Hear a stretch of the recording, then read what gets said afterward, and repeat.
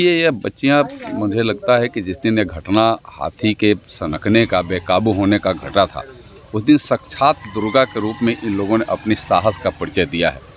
हाथी से ऐसे ही, चाहे वो चढ़े हों चाहे बगल में हो, ऐसे ही लोगों को डर लगता है। और ये हाथी पर स्वयं उस समय विराजमान थी, हाथी पर चढ़ी हुई थी, हाथी की सवारी कर रही थी।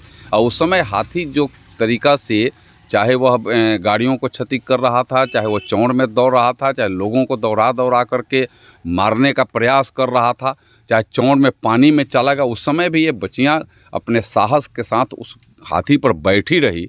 हम इसके लिए इसको वीरता का पुरस्कार, इनके साहस का हम बधाई करते हैं। ऐसे साहस वाले बच्चों की आवश्यकता है जो समाज का भी कल्याण करे, अपना रक्षा भी करे और समाज के भी रक्षा करने का काम करे।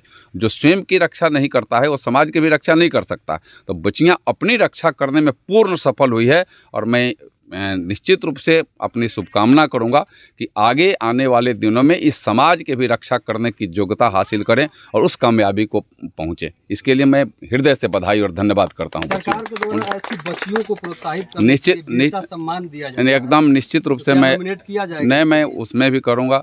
इनके माता पिता को भी मैं बधाई दूंगा कि माता पिता ने स्वयं वो हाथी पर सवारी करने की मैंने बात सोची और सवारी कराया, और ये बच्चियों ने उसके बाद का परिचय अपना दिखाया कि विपरीत परिस्थिति में भी सकुशल घर वापस आई और अपनी वीरता का परिचय तो निश्चित दिया है।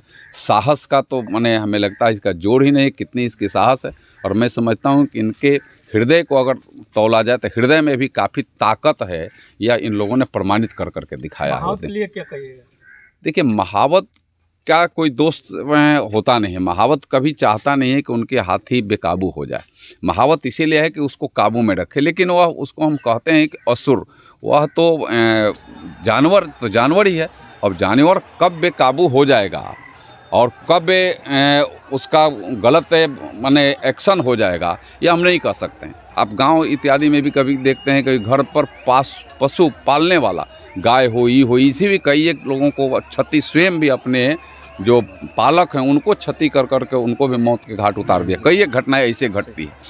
तो यह तो पशु हैं, और पशु का और हाथी का उस समय हमको लगता है कि जो जुलूस था, जुलूस के क्रम में उसका जो दिमाग बदला, और दिमाग बदला तो वह बेकाबू हो गई। तो महावत भी काफ़ी वीरता से और काफ़ी साहस से और अपने महावती का भी परिचय उसमें दिया है। उसको भी मैं ज़रूर कहूँगा।